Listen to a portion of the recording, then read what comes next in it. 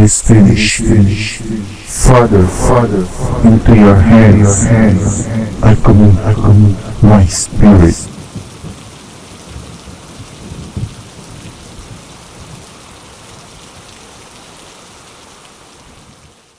Locating the altar of the red heifer is important not only to the people of Israel, but to Christians as well.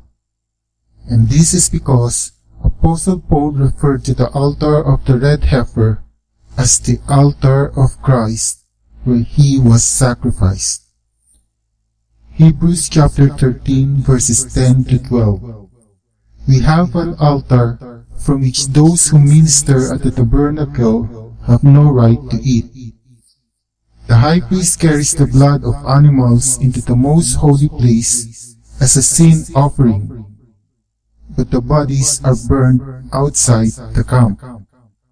And so Jesus also suffered outside the city gate to make the people holy through his own blood. The bodies of the animals sacrificed during the Day of Atonement are burned outside the camp, at the same place where the red heifer is sacrificed and its body burned to ashes. And this place is the altar on top of the Mount of Olives. Numbers chapter 19 verses 1 to 3. The Lord said to Moses and Aaron, "This is a requirement of the law that the Lord has commanded. Tell the Israelites to bring you a red heifer without defect or blemish, and that has never been under a yoke. Give it to Eleazar the priest. It is to be taken outside the camp and slaughtered in his presence." Leviticus chapter 16 verses 27 to 28. The bull and the goat for the sin offerings, whose blood was brought into the most holy place to make atonement, must be taken outside the camp. Their hides, flesh, and intestines are to be burned up. The man who burns them must wash his clothes and bathe himself with water. Afterward, he may come into the camp. Apostle Paul compared Christ's sacrifice to the sacrifices of the Day of Atonement and the red heifer. And this implies that Christ was crucified on the same place. And this explains why eyewitnesses of Christ's crucifixion were able to see the curtain covering the Most Holy being torn in two, in the same way that the priest sacrificing the red heifer is able to look directly at the entrance of the sanctuary. Matthew chapter 27 verses 50 to 52. And when Jesus had cried out again in a loud voice, he gave up his spirit. At that moment, the curtain of the temple was torn in two from top to bottom.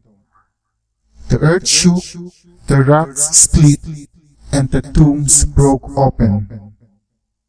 Midot chapter 2 verse 4.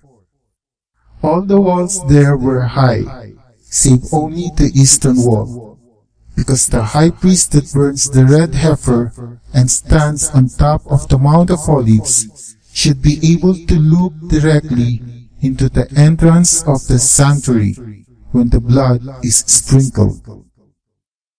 Notice also those who witnessed Christ's crucifixion were able to see tombs breaking open. This means that Christ was crucified near a cemetery. John chapter 19 verses 41 to 42. Now in the place where he was crucified there was a garden, and in the garden a new tomb, in which no one had yet been laid. Therefore, because of the Jewish day of preparation, since the tomb was nearby, they laid Jesus there. The ridge of the Mount of Olives is formed of oceanic sedimentary rock from the late Cretaceous period, and contains a soft chalk and a hard flint. While the chalk is easily quarried, it is not a suitable strength for construction. which is why the mount was never built up, and instead features many man-made burial caves. Christ was buried in a rich man's tomb. Isaiah chapter 53 verse 9. He was assigned a grave with the wicked, and with the rich in his dead, though he had done no violence, nor was any deceit in his mouth. The Jewish cemetery on the Mount of Olives is the most ancient and most important cemetery in Jerusalem. Burial on the Mount of Olives started some 3,000 years ago in the First Temple period and continues to this day. The cemetery contains about 70,000 tombs from various periods, including the tombs of famous figures in Jewish history. It is but logical to think that the rich man's tomb where Christ was buried is located at the Jewish cemetery on the Mount of Olives. Now the place where Christ was crucified is also known as Golgotha, or the place of a skull. John chapter 19 verse 17. They took Jesus, therefore, and he went out, bearing his own cross, to the place called the place of a skull, which is called in Hebrew Golgotha. Golgotha is referred to in early writings as a hill resembling a skull cap located very near to a gate into Jerusalem. 5 books in reply to Marcion by Ante-Nicene Fathers, Book 2, verses 255 and 260. A spot there is called Golgotha of old. The Fathers' earlier tongue has called its name, the skull-pan of a head. Here is earth's midst. Here victory's sign. Here have our elders taught. There was a great head found. Here the first man, Adam, we have been taught, was buried.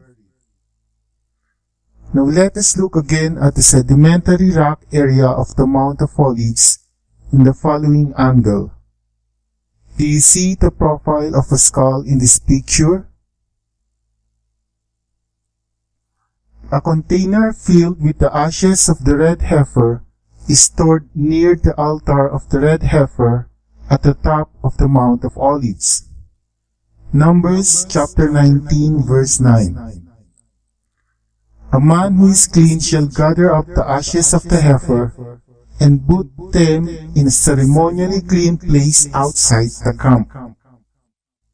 They are to be kept by the Israelite community for use in the water of cleansing. It is for purification from sin. And for the third temple to be built, these ashes are a prerequisite. And who knows, maybe sacred vessels from the temple, including the Ark of the Covenant, is stored in that same storage site as well. After all, there was a bridge that connects the temple and the top of the Mount of Olives where the red heifer is sacrificed. And it is possible that before the second temple was destroyed by General Titus, temple priests may have used this bridge as an escape route and taken the sacred vessels to the storage place near the red heifer altar by way of it. Christ was buried on an unused tomb, and I believe that the ashes of the red heifer are stored on a clean, unused tomb as well. There are prophecies involving the Mount of Olives in the future third temple that will be built in Ophel. Apostle John will be measuring the third temple. Revelation chapter 11 verses 1 and 2. And there was given me a reed like unto a rod, and the angel stood saying, Rise, and measure the temple of God, and the altar, and them that worship therein. But the court which is outside the temple leave out, and measure it not, for it is given unto the Gentiles. In my previous video titled, Ophel, the location of King Solomon's temple, I showed that the outer court is currently occupied by the Al-Aqsa Mosque. And this is the reason why the angel told John to, quote-unquote, leave it out and measure it not, for it is given unto the Gentiles. The two witnesses, whom I believe to be the prophets Moses and Elijah, will be crucified in the same place where Christ was crucified, namely Calvary or Golgotha. Revelation chapter 11, verses 3, 7, and 8. And I will give power unto my two witnesses, and they shall prophesy 1,260 days, clothed in sackcloth.